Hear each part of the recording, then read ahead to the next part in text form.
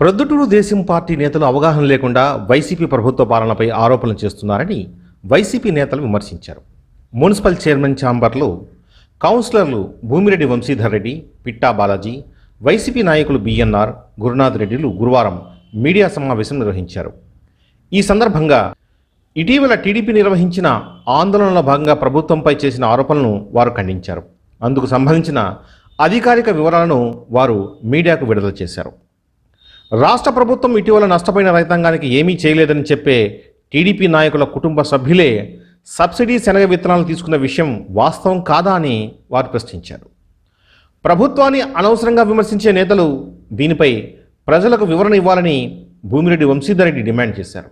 అంతేకాక సీనియర్ నాయకునిగా చెప్పుకునే మాజీ మున్సిపల్ చైర్పర్సన్ విఎస్ ముక్తార్ టీడీపీలో ఉంటూ బీజేపీ ఎంపీ సీఎం రమేష్ చెందిన కారు స్టిక్కర్ను తగిలించుకుని తిరుగుతున్న వైనంపై విమర్శలు గుప్పించారు. మనసులో ఎంపీ సీఎం రమేష్ను పెట్టుకుని టీడీపీ రాష్ట్ర నాయకులుగా చలామణవుతున్నారన్నారు. నిత్యావసర వస్తువుల ధరలపై ప్రశ్నించాల్సి వస్తే వైసీపీని కాదని బీజేపీలో ఉన్న సీఎం రమేష్ ఇంటి ముందు ధర్నా చేయాలని భూమిరెడ్డి సూచించారు. అవగాహనతో మాట్లాడితే బాగుంటుందని ప్రజలు కూడా తెలుసుకుంటారన్నారు. నిరుద్యోగ యువతకు ఉపాధి కల్పించడం అంటే ఒక్క స్టీల్ ఫ్యాక్టరీ అయినా మరొకటి కాదా అని ఎదురు ప్రశ్నించారు. సచివాలయ ఉద్యోగులను లక్షల సంఖ్యలో నియమించిన ఘనత ఒక్క వైసీపీకే దక్కుతుందని చెప్పారు. మరో కౌన్సిలర్ పిట్టా బాలాజీ మాట్లాడుతూ రాష్ట్ర ప్రభుత్వాల చేతిలో ధరల నియంత్రణ ఉండదన్న కనీస పరిజ్ఞానం లేకుండా టీడీపీ నేతలు మాట్లాడుతున్నారని విమర్శించారు. కేంద్రం ధరలు నిర్ణయిస్తే వాటిని రాష్ట్రాలు అమలు చేయక తప్పదన్నారు. ఈ విషయాలపై అవగాహన పెంచుకుని ఆరోపణలు చేయాలని వారికి హితవు చెప్పారు. రాష్ట్రంలో వైసీపీ ప్రభుత్వం రైతుల ప్రభుత్వంగా, ప్రజాప్రభుత్వంగా ఉందన్నారు. ఈ 2.5 ఏళ్ల కాలంలో రైతులకు ఏ పథకాల ద్వారా ప్రయోజనాలు అందించిందో తెలుసుకోవాలన్నారు. ప్రొద్దుటూరు నియోజకవర్గంలో ఎంతమంది రైతులకు ప్రభుత్వ సంక్షేమ పథకాల ద్వారా లబ్ధి చేకూరిందో ఆయన గణాంకాలతో సహా వివరించారు. అంతేకాక తెలుగుదేశం పార్టీలోని అనేక మంది కార్యకర్తలు, నాయకులు కూడా అందరి రైతుల మాదిరికే ప్రయోజనాలు పొందుతూ మరోవైపు అధికారం కోసం విమర్శలు చేయడం తగదన్నారు. జగన్ దిగిపోవాలి, ధరలు దిగిరావాలని టీడీపీ నేతలు ఆశించడం వారికి జరగని పని అని కామెంట్ చేశారు. ఇకనైనా టీడీపీ నేతలు అనవసర విమర్శలు, అర్థరహితమైన వ్యాఖ్యలు చేయకుండా వాస్తవ విషయాలపై మాట్లాడితే జనంలో పల్చన కాకుండా ఉంటారని పిట్టా బాలాజీ హితవు చెప్పారు. మొదటిగా మా బాబాయ్ గురించి చెప్తానా. మొన్న వర్షాలు, అకాల వర్షాలు, ఎవరికి అంతు చిక్కని వర్షాలు మన ప్రొద్దుటూరు వ్యాప్తంగానే కాకోకుండా రాష్ట్ర వ్యాప్తంగా వరదలు, వర్షాలు విపరీతంగా వచ్చినాయి. ఆ వర్షాల కారణంగా శనగ పంట పూర్తిగా దెబ్బతిన్నది. శనగ పంట మొగ్గ స్థాయిలోనే కుళ్ళిపోయి రైతులకు చాలా నష్టాన్ని కలిగించింది. ఇది గమనించిన మన జగన్మోహన్ రెడ్డి గారి ప్రభుత్వము ఎప్పుడూ ఎక్కడా లేని విధంగా రెండోసారి కూడా సబ్సిడీ శనగలు రైతులకు ఇచ్చినారు. సబ్సిడీ శనగలు ఎందుకంటే కనుక మార్కెట్ 80% సబ్సిడీతో ఇచ్చినారు. మళ్ళీ శనగలు ఇవ్వడం అంటే అట్లా ఇట్లా ఇవ్వడం కాదు. మార్కెట్ రేటు 5,200తో కొనుగోలు చేస్తే 1,340 రూపాయలకే క్వింటా శనగలు ఇచ్చినారు రైతులకు. అంటే 80% సబ్సిడీతో శనగలు ఇచ్చినారు. ఈయన ప్రవీణ్ కుమార్ రెడ్డి ఏమన్నా మాట్లాడితే మా బాబాయి, ఈ రైతులకు ఈ ప్రభుత్వంలో మేలు జరగలేదని నువ్వే అంటున్నావు. దానికి ఒక సంజాయిషిగా ప్రజలు బాగా గమనించాల్సిన విషయం ఇది. ఆయన 1,000 కోట్ల ఆస్తిపరుడు, 1,000 కోట్లు ఉన్నాయి ఆయన కాడ. రైతులకు సబ్సిడీ ధాన్యాలు ఎప్పుడు ఇస్తారు?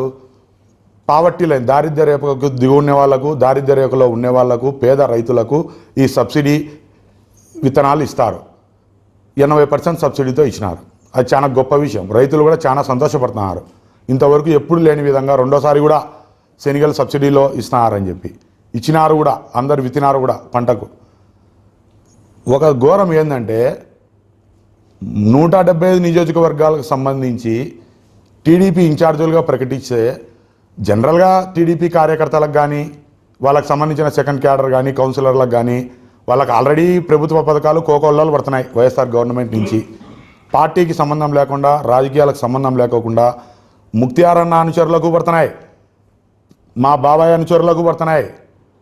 మిగతా ఇక్కడ ఎవరైతే టీడీపీ నాయకులుగా చెప్పుకునే వాళ్ళ అనుచరులందరికీ ప్రభుత్వ పథకాలు వర్తిస్తున్నాయి. అది వాళ్ళకు తెలుసు. కానీ ఏ రోజు వాళ్ళు నిజాలు మాట్లాడరు.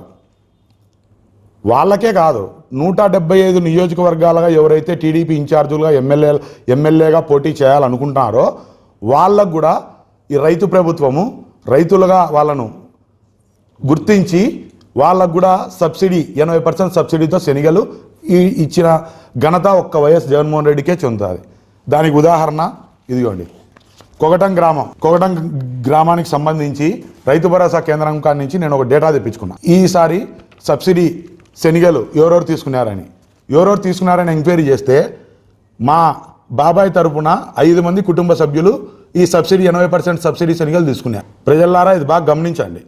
ఎవరైతే వైఎస్ జగన్మోహన్ రెడ్డి ప్రభుత్వం రైతుల ప్రభుత్వం కాదని విమర్శిస్తున్నారో తెలుగుదేశం కార్యకర్తలకే కాదు, ఇన్ఛార్జులుగా ఎమ్మెల్యేగా పోటీ చేసే వాళ్లకు సైతం రైతు ప్రభుత్వంగా గుర్తించబడి రైతులుగా గుర్తించబడి వాళ్ళకు కూడా ఈ సబ్సిడీ శనగలు ఇచ్చిన ఘనత ఒక్క వైఎస్ జగన్మోహన్ రెడ్డి గారికే చెందుతుంది. ఇది టోటల్.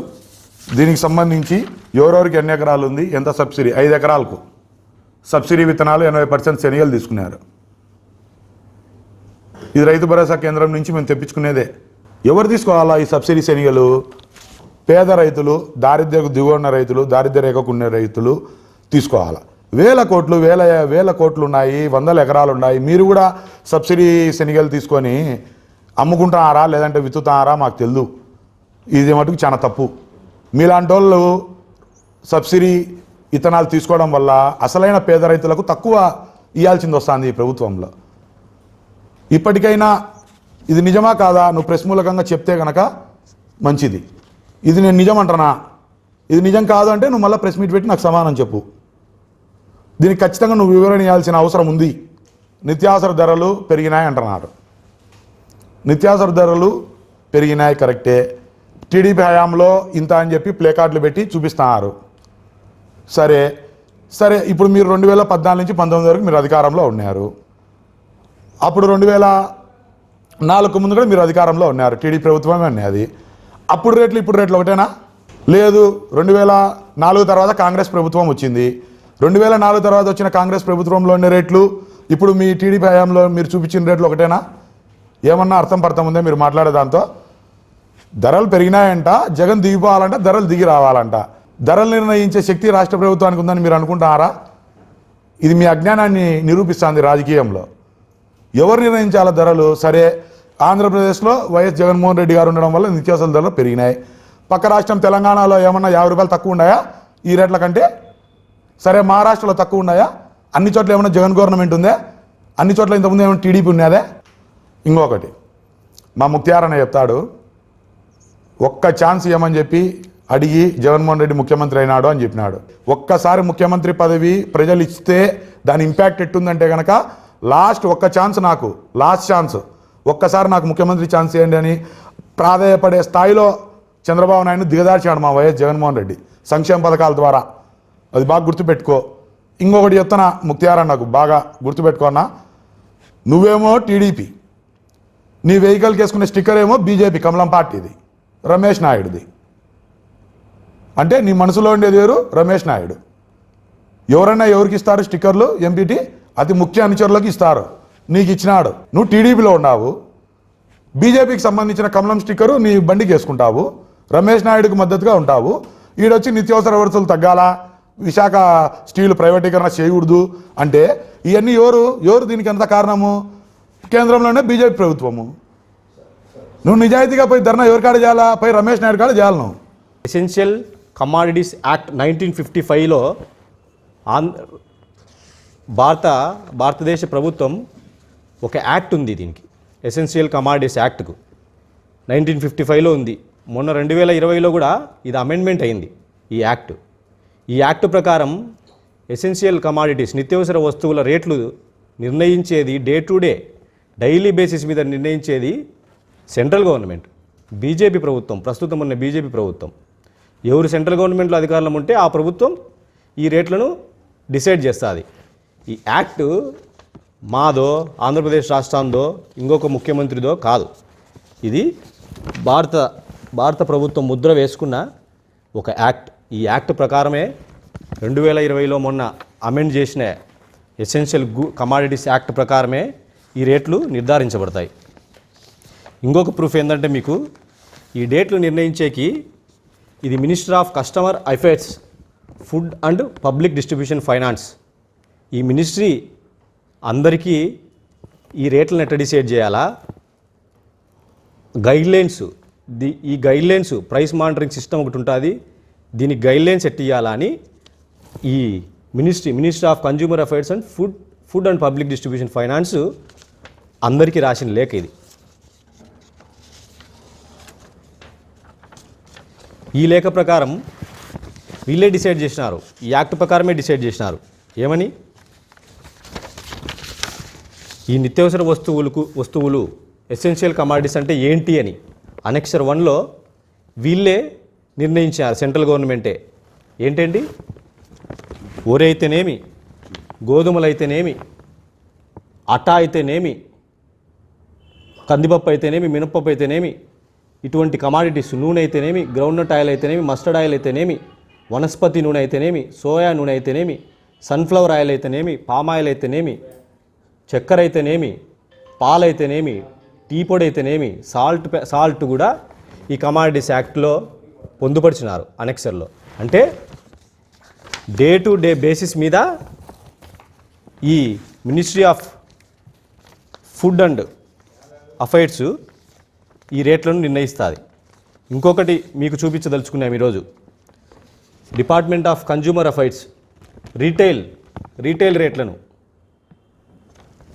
ఇక్కడేముంది 12/1/2022 నిన్నటి రేట్లు కూడా వాళ్ళ వెబ్సైట్లో పొందుపరిచినారు.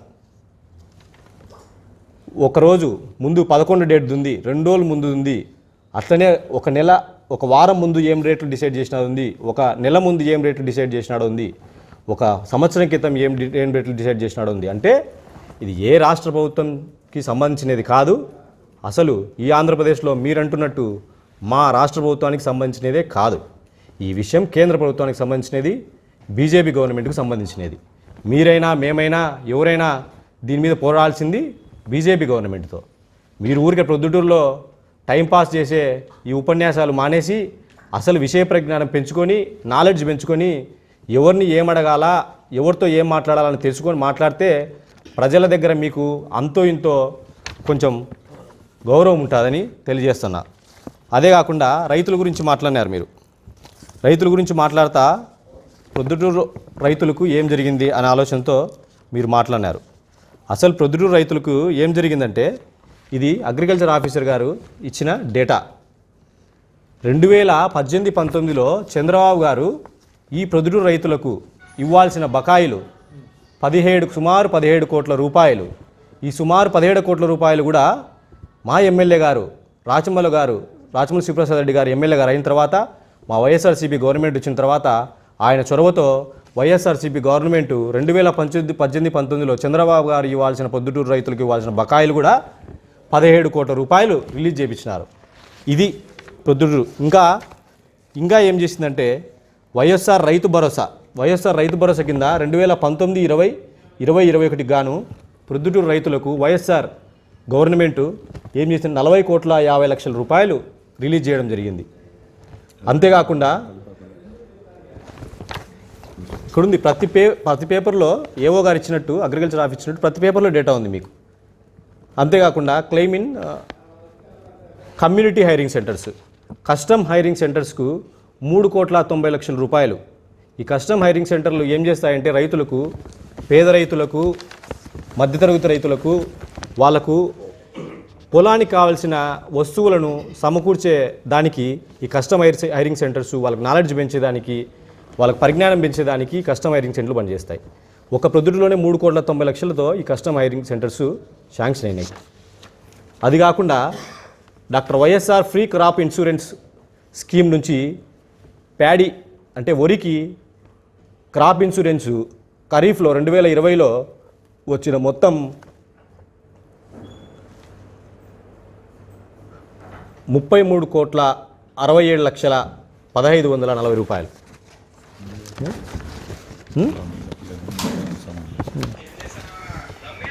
శనగలకి ఎంత మొత్తం వచ్చింది? 3,36,71,540 రూపాయలు వరికి వస్తే శనగలకు 24,48,00,000 వచ్చింది ప్రొద్దుటూరు నియోజకవర్గానికి.